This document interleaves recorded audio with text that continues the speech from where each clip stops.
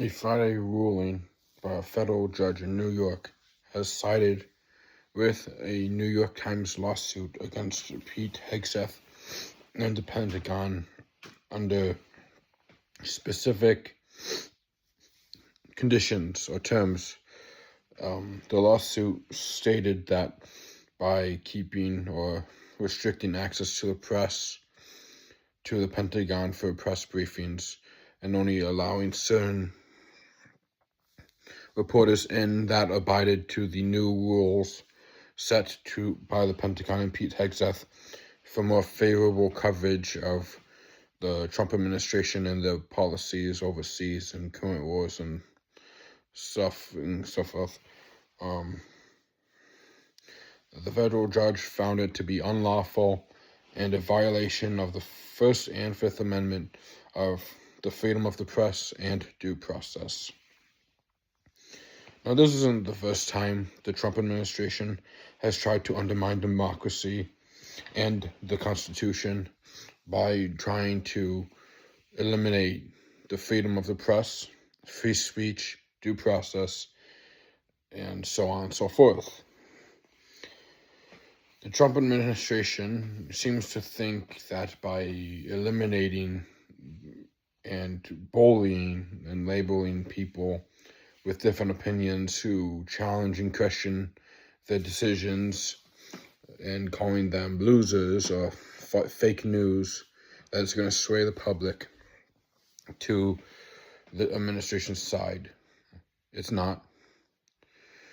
The Trump administration, especially in the second term, seems to be very focused on using harassment, bullying, and abuse of power and coercion to force people to do what they want it to do.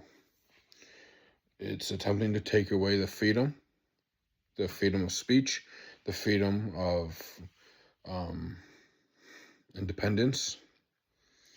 They're trying to literally become a hive mind where if the Trump administration does not like what you want or what you see or what you say, they are trying to limit your free speech that goes against what they want.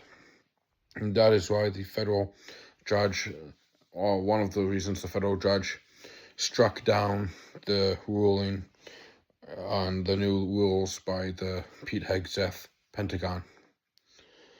Currently, the press room in the Pentagon is full of conservatives and yes men who do not challenge the Trump administration and do not question the statements, the interviews. They don't question anything. They go in and they accept it as fact and report it as fact without taking into consideration that this is a bunch of people in the Trump administration who have done a lot of illegal things in office. For example, Pete Hegseth and the whole Houthi social media app gate scandal where he was leaking classified secrets on the app and didn't get fired for it. Trump constantly posting lies and slander on his Truth social media account. You got people in this administration who are not exactly role models for the American people. And by trying to undermine democracy and the Constitution, by limiting freedom of speech or restricting it, or as some might say, censoring it, using censorship to restrict freedom of the press to how Washington wants it, that's not democracy. That's tyranny.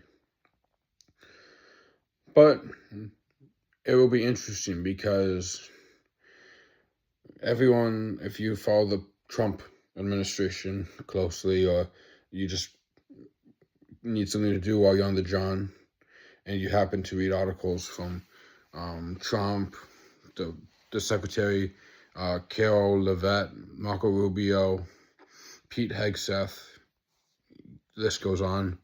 They all say the same thing about how the news is fake news, how it's a political witch hunt, slandering the media.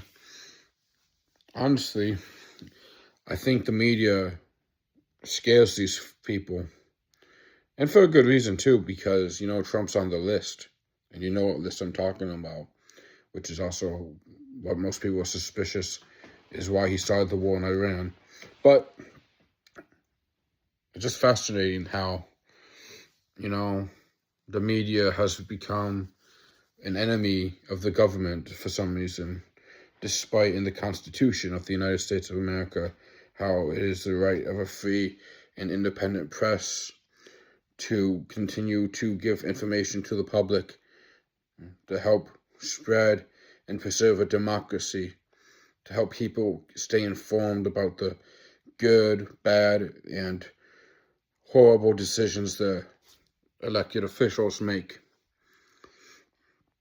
So today is quite a moral victory for the New York Times and for the free press, because it's showing that people are still not willing to stand up for democracy, are willing to stand up to sorry excuse for leaders and politicians who try to use their office as a bargaining chip to make them look better and to slander and bring down and bully and harass the press, the free people, and civilians in countries all across the globe. So I am actually glad this happened, because I am tired of seeing the Trump administration make the statements they make and declare everyone a public enemy number one by